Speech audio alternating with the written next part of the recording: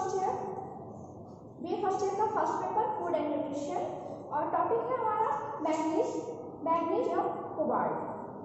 Manganese और cobalt के बारे में जानेंगे। ये भी एक तरह का मिनरल्स है, एक तरह का नहीं, ये भी मिनरल्स के अंतर्गत ही आता है, मैग्नीज और कोबाल्ट। तो मैग्नीज उद्देश्य में जानेंगे कि मैग्नीज और कोबाल्ट के क्या फंक्शन है ह्यूमन बॉडी में, और इसके क्या सोर्सेज हैं, किन सोर्स से ये प्राप्त किया जा सकता है अपने डेली के डाइट में। इसके अलावा इसकी अधिकता और कमी के क्या इफेक्ट है, इसके बारे में जानेंगे। मैग्नीज, तो मैग्नीज के बारे में जान लेते हैं कि सन 1936 के पहले मैग्नीज का डेली डाइट में क्या इंपॉर्टेंस है, इसके बारे में किसी को कोई जानकारी नहीं थी। 1936 के पहले मैग्नीज के बारे में किसी को कोई जानकारी नहीं थी, लेकिन इसके बाद नॉरिस एवं उनके साथियों ने तथा लेऑन्स, यूनेस्को, मतलब ये सारे लोग वैज्ञानिक हैं, तो इन्होंने 1936 के बाद कई सारे शोध किए। उन शोधों में इन्हें यह ज्ञात हुआ, यह निष्कर्ष निकला कि मैग्नीज का भी हमारे डेली के डाइट में बहुत ही महत्वपूर्ण स्थान है। तो सबसे पहले नॉरिस और उनके साथियों ने शोध किया, इसके अलावा लेऑन्स और यूनेस्को ने भी शोध किया। तो शोध में इन्होंने मुर्गियों पे शोध किया और मुर्गियों को मैग्नीज रहित भोज्य पदार्थ दिया, जिससे उन्हें खाने के बाद उनके शरीर में बहुत तरह के परिवर्तन आए।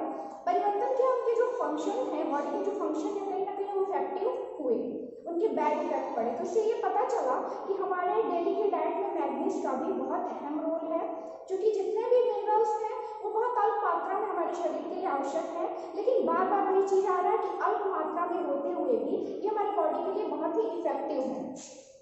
उसके बाद सन 1961 में हर्रे एवं एवर्सन ने शारीरिक वृद्धि, विकास, प्रजनन अंगों तथा नाड़ी संस्थान पर मैग्नीज का प्रभाव पड़ा तथा उन्होंने विस्तृत जानकारी दी। मतलब विस्तृत जानकारी की बात करें तो हर्रे एवं एवर्सन ने उन्होंने भी शोध किया और उन्होंने देखा कि हमारे बॉडी डेवलपमेंट और ग्रोथ के लिए, इसके अलावा जो हमारे बॉडी में रिप्रोडक्टिव पार्ट्स हैं उसके फंक्शन के लिए मैग्नीज का बहुत बड़ा रोल है। यानी उन्होंने शोध किया, जानवरों पे शोध किया, तो जानवरों पे शोध करने के बाद यह पता चला कि कहीं ना कहीं उनकी वृद्धि और विकास अवरुद्ध हो रही है, साथ में जो बॉडी के रिप्रोडक्टिव पार्ट्स हैं उनके जो फंक्शन है वो सही तरह से काम नहीं कर पा रहे हैं। इसके अलावा नाड़ी संस्थान पर भी मैग्नीज का बहुत बड़ा रोल है। अब आता है शरीर में मैग्नीज का वितरण। हमारी बॉडी में मैग्नीज का किस प्रकार से वितरण है, किस प्रकार से इसको बांटा गया है। इसमें देखते हैं एक कोई स्वस्थ व्यक्ति है जिसे किसी प्रकार की कोई रोग नहीं है, कोई डिजीज नहीं है, उसका बॉडी वेट है 70 kg और इसके शरीर में 15 से 20 mg मैग्नीज उपस्थित रहता है। यानी कोई एक ह्यूमन बॉडी है जो स्वस्थ है, बिल्कुल स्वस्थ है और वयस्क है, एडल्ट है, उसका बॉडी वेट 70 kg है, तो उसके अकॉर्डिंग उसके शरीर में 15 से 20 mg मैग्नीज उपस्थित रहता है। यह शरीर के समस्त तंतुओं, तरल द्रव्य में उपस्थित रहता है, लेकिन इसकी अधिकांश मात्रा लीवर, किडनी, बोन्स, पिट्यूटरी ग्रंथि, पीनियल, इस सारे बॉडी के अलग अलग पार्ट्स में डिवाइड रहते हैं। अग्नाशय जैसे इसके मतलब बॉडी में 15 से 20 mg मैग्नीज उपस्थित है, जिसमें से अलग अलग भागों में अलग अलग मात्रा में उपस्थित रहते हैं। जैसे किडनी हो गया, लीवर हो गया, बोन हो गए, फिर पिट्यूटरी ग्रंथि हो गया, अग्नाशय हो गया, तो अलग अलग भाग में इसका डिवाइड किया गया है। यह रक्त में भी अल्प मात्रा में उपस्थित रहते हैं। हमारे बॉडी में जो रक्त है, ब्लड में भी अल्प मात्रा में उपस्थित रहते हैं। अल्प मात्रा यानी 2 से 3 माइक्रोग्राम में रक्त में उपस्थित है। अब आते हैं सोर्सेस पे, क्या सोर्स है मैग्नीज प्राप्ति के। तो मैग्नीज प्राप्ति के सोर्स को देखा जाए तो बाकी के जो मिनरल्स हैं उनसे थोड़े से अलग है, क्योंकि आपने जितना भी मिनरल्स अभी तक पढ़ा है तो उनके सोर्सेस लगभग सबके सेम ही है। इसके सोर्सेस प्राप्ति के स्रोत साधन थोड़े से अलग है। जैसे इसमें है गेहूं की भूसी, मक्के का चोकर, मूंगफली के छिलके, सूखी मटर, जामुन, चाय, कॉफी टॉफी, सूखे मेवे, सब्जी, फल, मांस, मछली, अंडे। ये नीचे वाले तो लगभग सब वही है, मांस, मछली, अंडे। तो मांस, मछली, अंडे की बात करें अगर, तो मांस, मछली, अंडों में बहुत ही अल्प मात्रा में मैग्नीज उपस्थित रहता है, बहुत ही न्यून मात्रा में, एक तरह सदृश्य रूप में उपस्थित रहता है। और अगर अच्छा सोर्स देखें तो अच्छा सोर्स है गेहूं के चोकर में, मक्के के चोकर में, फिर मूंगफली के छिलके में। मूंगफली का छिलका यानी जो बाहर का छिलका रहता है उसमें नहीं, बल्कि जो रेड कलर का एक लेयर रहता है छिलके को निकालने के बाद मूंगफली को जो हम खाते हैं तो रेड कलर का जो लेयर रहता है उसमें पाया जाता है। इसके अलावा जामुन है। तो सोर्सेस बहुत इजीली मिल जाएंगे। जब भी हम रोटी का सेवन करते हैं तो ज़्यादातर क्या करते हैं, चोकर को निकाल के रोटी का सेवन करते हैं। तो चोकर बहुत ही न्यूट्रिएंट एक भोज्य पदार्थ है जो ज़्यादातर लोग इसका सेवन नहीं करना चाहते हैं। चोकर में फाइबर बहुत अधिक मात्रा में पाए जाते हैं और फाइबर हमारे बॉडी के लिए बहुत ही हेल्पफुल होते हैं। इसके अलावा हमें दिख रहा है मैग्नीज भी इसमें प्रचुर मात्रा में पाया जा रहा है। तो इसके सोर्सेज हो गए। अब आते हैं फंक्शन पे। मैग्नीज के क्या फंक्शन है हमारी बॉडी में? तो मैग्नीज के फंक्शन है वृद्धि और विकास में सहायक। ग्रोथ एंड डेवलपमेंट में जितने भी मिनरल्स हैं वो इनडायरेक्टली कहीं ना कहीं हेल्पफुल है हमारे बॉडी के लिए। तो अगर अस्थियों की बात करें, बोन्स की बात करें, तो बोन्स के ग्रोथ में इसका बहुत बड़ा रोल है। तो ये कहीं ना कहीं कैल्शियम के साथ मिलकर कार्य कर रहा है, कैल्शियम तथा फास्फोरस के साथ मिलकर कार्य कर रहा है। कैल्शियम और फास्फोरस अस्थियों के निर्माण में उसका मेन रोल है, तो इसका भी थोड़ा बहुत रोल अस्थियों के निर्माण में है। फिर है हार्मोन्स के श्रावण में सहायक। पिट्यूटरी ग्रंथि जो होती है उसमें जो हार्मोन्स होते हैं उनके श्रावण में ये सहायक होता है। इसके अलावा चयापचय में सहायक। जो भी हम न्यूट्रिएंट लेते हैं, कार्बोहाइड्रेट, फैट, प्रोटीन, तो उसके मेटाबॉलिज्म में मैग्नीज का रोल होता है, मैग्नीज के फंक्शन होते हैं। फिर है यकृत के उत्तम स्वास्थ्य में सहायक। यकृत के उत्तम स्वास्थ्य में भी इसका रोल है। अब आते हैं मैग्नीज की अधिकता के प्रभाव। अगर हमारे बॉडी में मैग्नीज की अधिकता हो जा रही है तो इसके क्या इफेक्ट देखने को मिलेंगे? तो कमी से कोई खास प्रभाव नहीं पड़ेगा। कमी से वही प्रभाव पड़ेगा कि शरीर में जो रिप्रोडक्टिव सिस्टम है वो अच्छे से काम नहीं करेंगे। जैसे अनेक शोध किए गए, जब शुरुआत में शोध किए गए थे कि अगर हमारे शरीर में मैग्नीज की कमी हो जा रही है तो हमारे कौन से फंक्शन उसके वजह से काम नहीं करेंगे। तो उसमें ये देखा गया था कि ग्रोथ एंड डेवलपमेंट में तो इसका रोल है ही, साथ में बहुत बड़ा एक रोल है रिप्रोडक्टिव जो पार्ट्स हैं उसके जो फंक्शन है वो सही प्रकार से काम नहीं कर पाते हैं। तो अनेक वैज्ञानिकों ने अनेक शोध किए, उसमें जानवरों पे शोध किया गया, मुर्गियों पे शोध किया गया।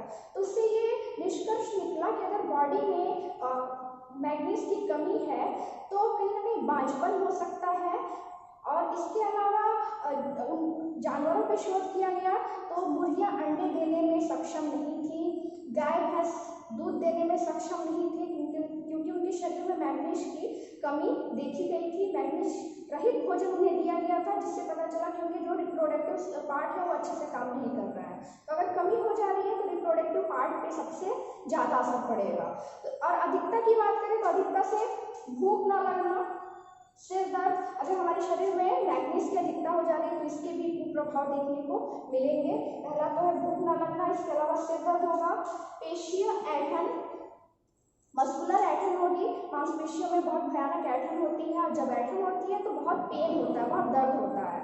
तो इसकी अधिकता के ये प्रभाव है। फिर है नीरसता, यानी जब बॉडी में कहीं ना कहीं कमी रहेगी तो हमेशा नीरसता रहेगी। किसी भी एक व्यक्ति को उसके हाव भाव को, उसके तौर तरीके को देख के जाना जा सकता है कि इसके शरीर में किसी प्रकार की कमी या अधिकता जरूर है।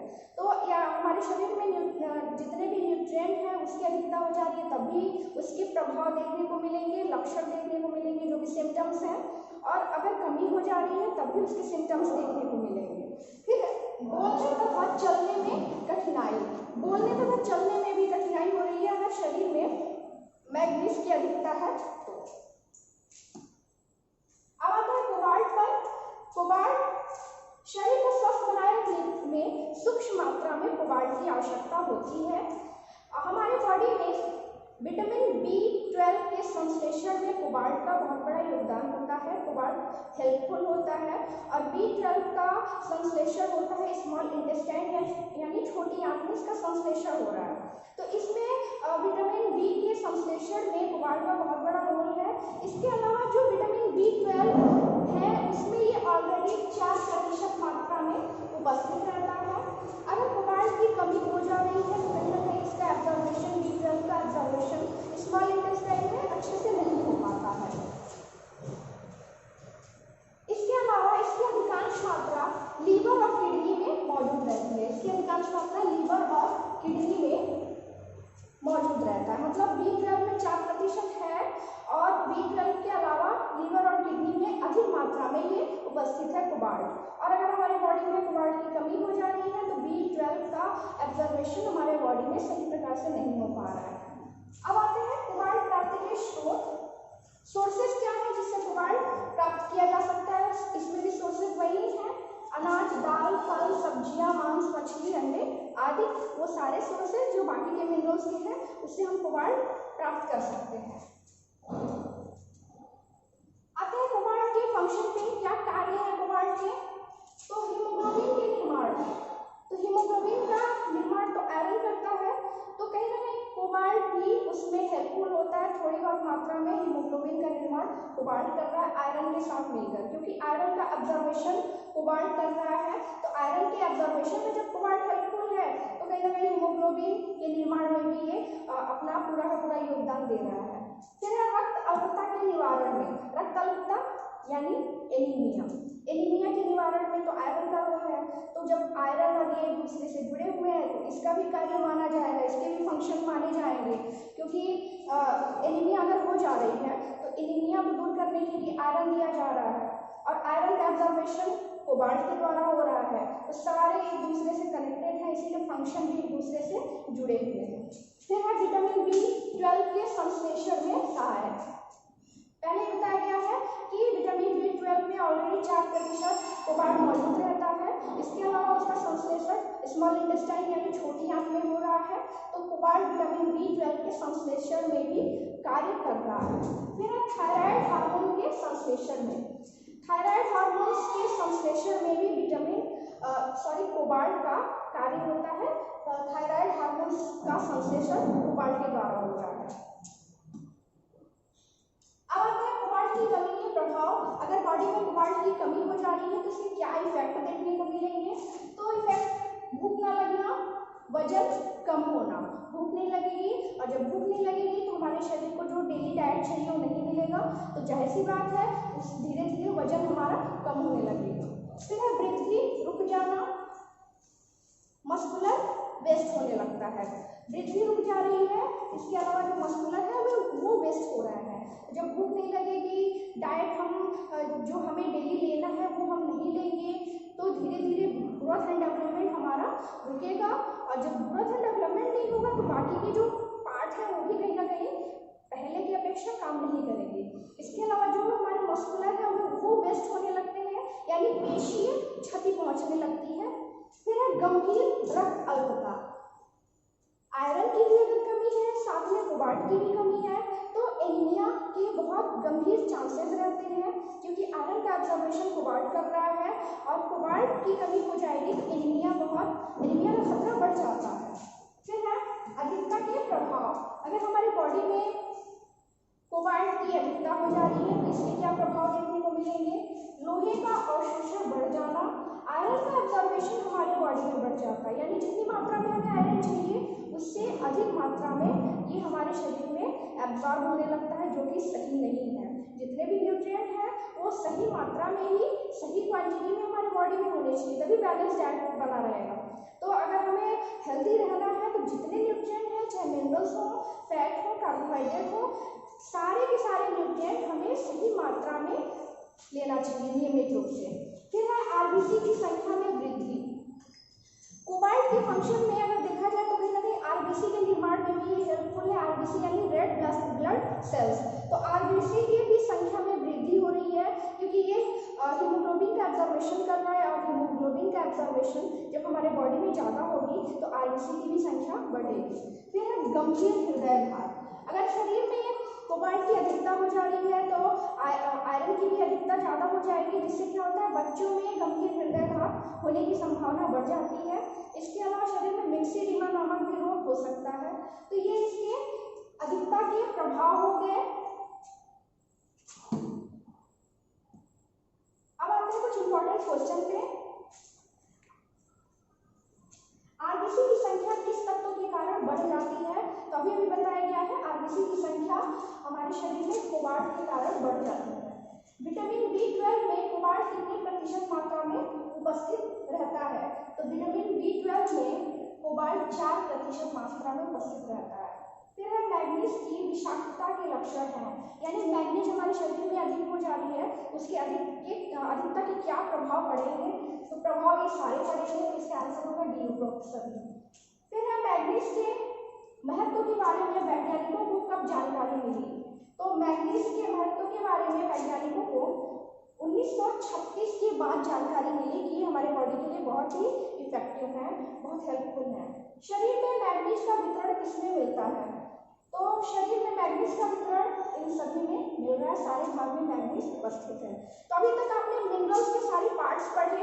अब आपको अगले टॉपिक में मिलते हैं, तब तक के लिए थैंक यू।